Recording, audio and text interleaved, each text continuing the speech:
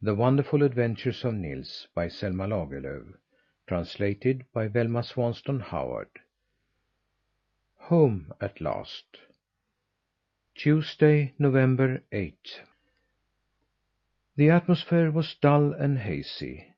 The wild geese had been feeding on the big meadow around Skerup church and were having their noonday rest when Akka came up to the boy. "It looks as if we should have calm weather for a while," she remarked, "and I think we'll cross the Baltic to morrow."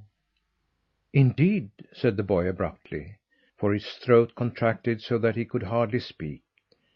All along he had cherished the hope that he would be released from the enchantment while he was still in Skåne. "We are quite near West Vemminghög now," said Akka, "and I thought that perhaps you might like to go home for a while. It may be some time before you have another opportunity to see your people." "Perhaps I had better not," said the boy hesitatingly, but something in his voice betrayed that he was glad of Akka's proposal. "If the goosey gander remains with us, no harm can come to him," Akka assured. "I think you had better find out how your parents are getting along. You might be of some help to them, even if you're not a normal boy." "You're right, Mother Akka. I should have thought of that long ago," said the boy impulsively. The next second he and the leader goose were on their way to his home. It was not long before Akka alighted behind the stone hedge encircling the little farm. "Strange how natural everything looks around here," the boy remarked, quickly clambering to the top of the hedge, so that he could look about. "It seems to me only yesterday that I first saw you come flying through the air." "I wonder if your father has a gun?" said Akka suddenly. "You may be sure he has," returned the boy. "It was just the gun that kept me at home that Sunday morning when I should have been at church." "Then I don't dare to stand here and wait for you," said Akka. "You had better meet us at Smygehuk early to morrow morning, so that you may stay at home overnight." "Oh, don't go yet, Mother Akka!" begged the boy, jumping from the hedge. He could not tell just why it was, but he felt as if something would happen, either to the wild goose or to himself, to prevent their future meeting. "No doubt you see that I am distressed because I cannot get back my right form, but I want to say to you that I don't regret having gone with you last spring," he added. "I would rather forfeit the chance of ever being human again than to have missed that trip." Akka breathed quickly before she answered. "There is a little matter I should have mentioned to you before this, but since you are not going back to your home for good, I thought there was no hurry about it. Still, it may as well be said now." "You know very well that I am always glad to do your bidding," said the boy. "If you have learned anything at all from us, Thumbietot, you no longer think that the humans should have the whole earth to themselves," said the wild goose solemnly. "Remember, you have a large country, and you can easily afford to leave a few bare rocks, a few shallow lakes and swamps, a few desolate cliffs and remote forests to us poor, dumb creatures, where we can be allowed to live in peace. All my days I have been hounded and hunted. It would be a comfort to know that there is a refuge somewhere for one like me." "Indeed, I should be glad to help if I could," said the boy, "but it is not likely that I shall ever again have any influence among human beings." "Well, we're standing here talking as if we were never to meet again," said Akka. "But we shall see each other to morrow, of course. Now I'll return to my flock." She spread her wings and started to fly, but came back and stroked Thumbietot up and down with her bill before she flew away. It was broad daylight, but no human being moved on the farm, and the boy could go where he pleased. He hastened to the cowshed, because he knew that he could get the best information from the cows. It looked rather barren in their shed. In the spring there had been 3 fine cows there, but now there was only one, Mayrose. It was quite apparent that she yearned for her comrades. Her head drooped sadly, and she had hardly touched the feed in her crib. "Good day, Mayrose," said the boy, running fearlessly into her stall. "How are mother and father? How are the cat and the chickens? What has become of Star and Gold Lily?" When Mayrose heard the boy's voice, she started and appeared as if she were going to gore him. But she was not so quick tempered now as formerly, and took time to look well at Nils Holgersson. He was just as little now as when he went away, and wore the same clothes, yet he was completely changed. The Nils Holgersson that went away in the spring had a heavy, slow gait, a drawling speech, and sleepy eyes. The one that had come back was lithe and alert, ready of speech, and had eyes that sparkled and danced. He had a confident bearing that commanded respect, little as he was. Although he himself did not look happy, he inspired happiness in others. "Moo!" bellowed Mayrose. "They told me that he was changed, but I couldn't believe it. Welcome home, Nils Holgersson! Welcome home! This is the first glad moment I have known for ever so long."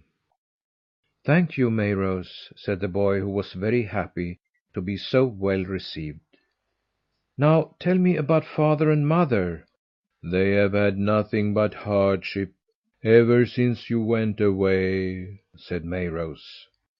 "The horse has been a costly care all summer, for he has stood in the stable the whole time, and not earned his feed.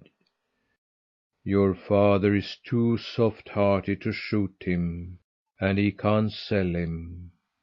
It was on account of the horse that both Star and Gold Lily had to be sold."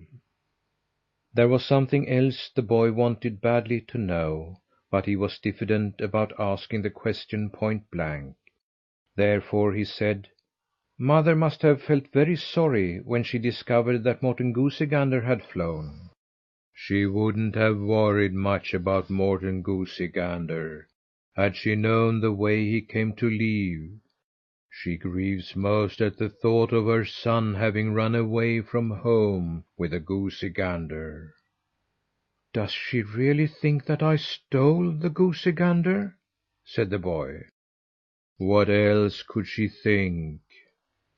"Father and mother must fancy that I've been roaming about the country like a common tramp." "They think that you've gone to the dogs," said Mayrose. "They have mourned you as one mourns the loss of the dearest thing on earth." As soon as the boy heard this, he rushed from the cowshed and down to the stable. It was small, but clean and tidy. Everything showed that his father had tried to make the place comfortable for the new horse. In the stall stood a strong, fine animal that looked well fed and well cared for. "Good day to you," said the boy. "I have heard that there's a sick horse in here. Surely it can't be you, who look so healthy and strong?" The horse turned his head and stared fixedly at the boy. "Are you the son?" he queried. "I have heard many bad reports of him, but you have such a good face. I couldn't believe that you were he, did I not know that he was transformed into an elf." "I know that I left a bad name behind me when I went away from the farm," admitted Nils Holgersson. "My own mother thinks I'm a thief, but what matters it? I shan't tarry here long. Meanwhile, I want to know what ails you." "Pity you are not going to stay," said the horse, "for I have the feeling that you and I might become good friends. I've got something in my foot. the point of a knife or something sharp. That's all that ails me. It has gone so far in that the doctor can't find it, but it cuts so that I can't walk. If you would only tell your father what's wrong with me, I'm sure that he could help me. I should like to be of some use. I really feel ashamed to stand here and feed without doing any work." "It's well that you have no real illness," remarked Nils Holgersson. "I must attend to this at once, so that you will be all right again.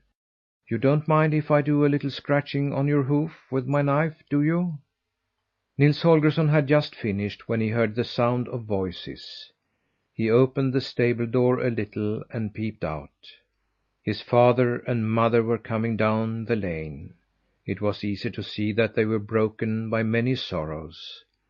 His mother had many lines on her face, and his father's hair had turned gray. She was talking with him about getting a loan from her brother in law. "No, I don't want to borrow any more money," his father said as they were passing the stable. "There's nothing quite so hard as being in debt. It would be better to sell the cabin." "If it were not for the boy, I shouldn't mind selling it," his mother demurred. "But what will become of him if he returns some day, wretched and poor as he's likely to be, and we not here?" "You're right about that," the father agreed.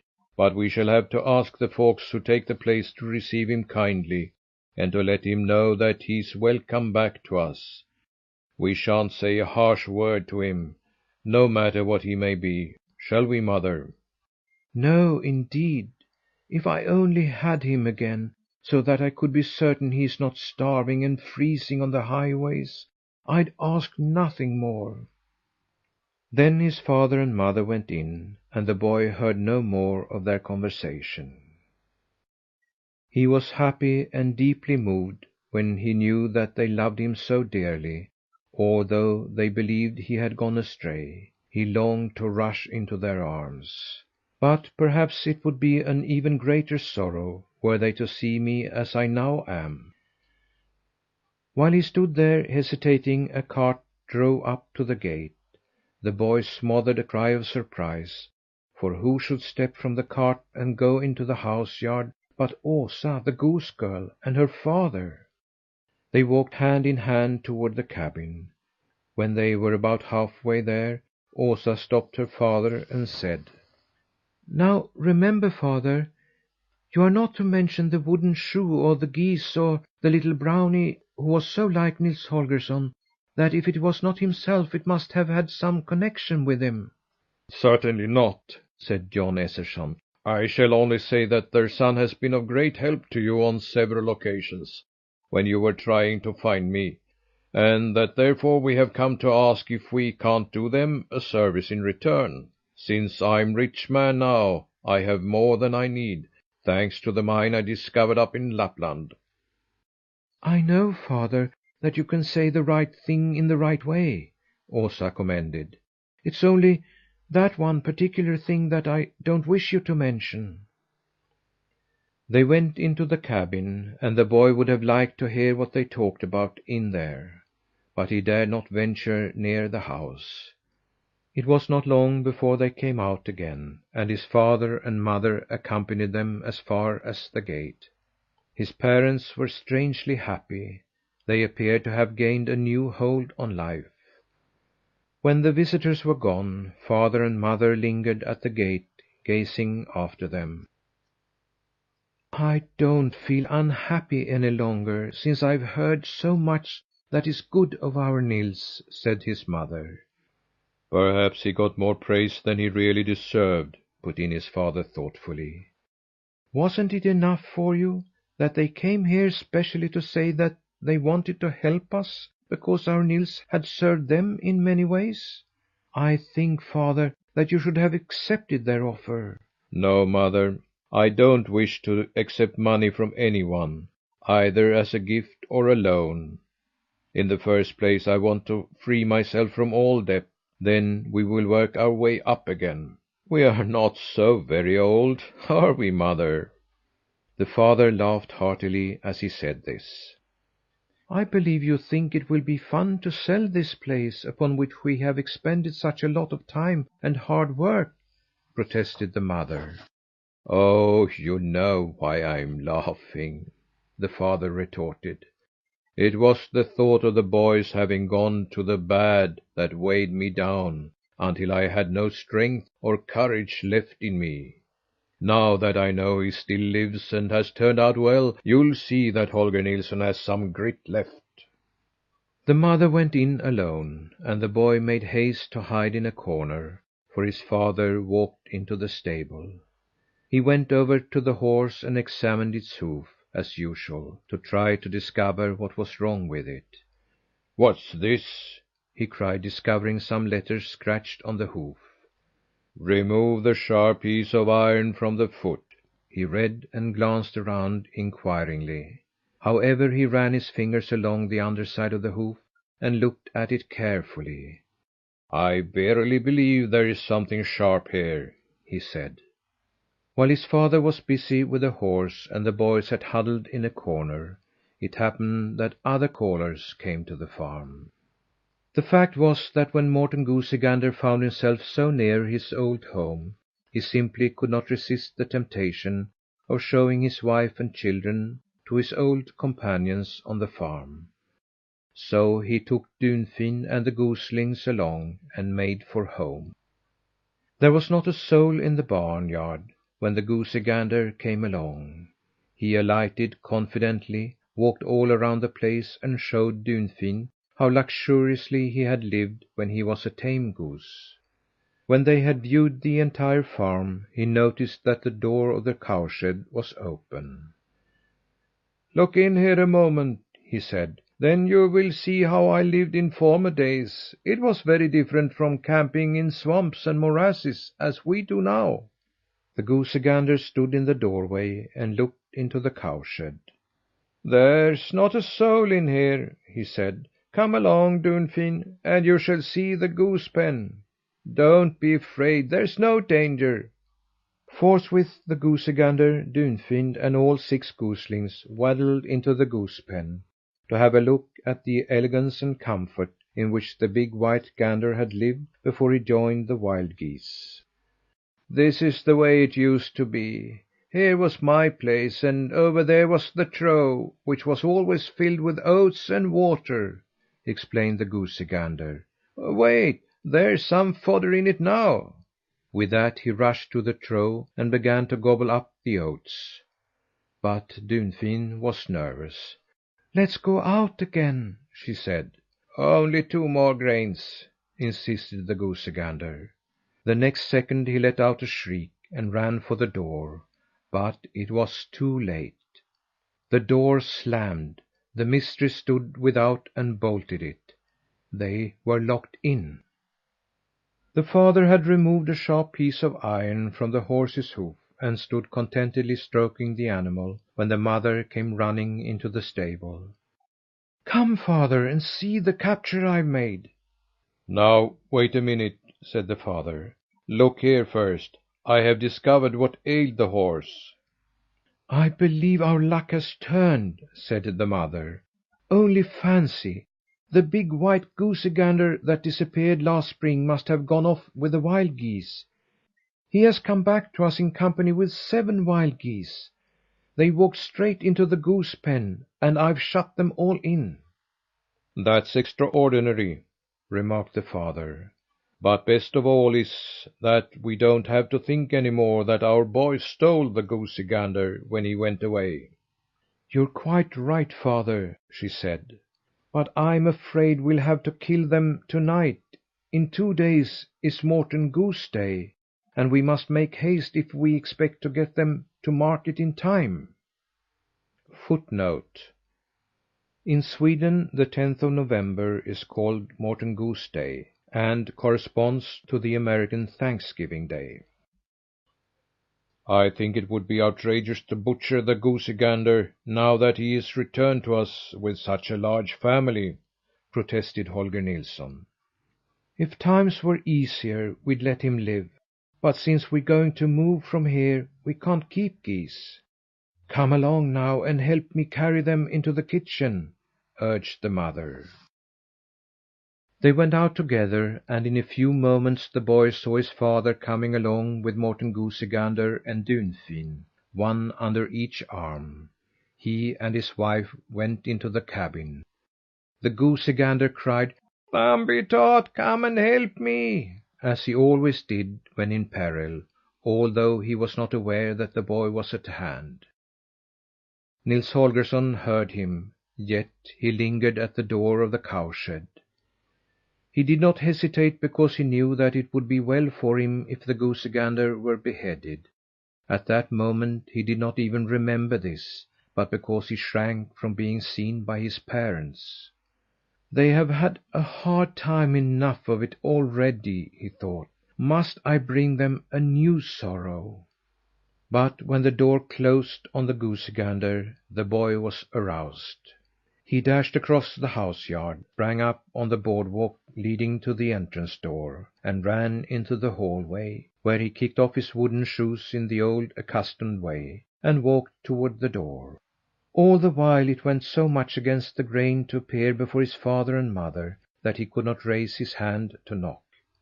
"But this concerns the life of the goosey gander," he said to himself. "He who has been my best friend ever since I last stood here." In a twinkling the boy remembered all that he and the goosey gander had suffered on ice bound lakes and stormy seas, and among wild beasts of prey. His heart swelled with gratitude. He conquered himself and knocked on the door. "Is there someone who wishes to come in?" asked his father, opening the door. "Mother, you shan't touch the goosey gander!" cried the boy. Instantly both the goosey gander and Dunfin, who lay on a bench with their feet tied, gave a cry of joy, so that he was sure they were alive. Someone else gave a cry of joy. His mother. "My, but you have grown tall and handsome!" she exclaimed. The boy had not entered the cabin, but was standing on the doorstep like one who is not quite certain how he will be received. "The Lord be praised that I have you back again!" said his mother, laughing and crying. "Come in, my boy, come in!" "Welcome," added his father, and not another word could he utter. But the boy still lingered at the threshold. He could not comprehend why they were so glad to see him, such as he was. Then his mother came and put her arms around him, and drew him into the room, and he knew that he was all right. "Mother and father!" he cried. "I am a big boy! I am a human being again!" End of Home at Last.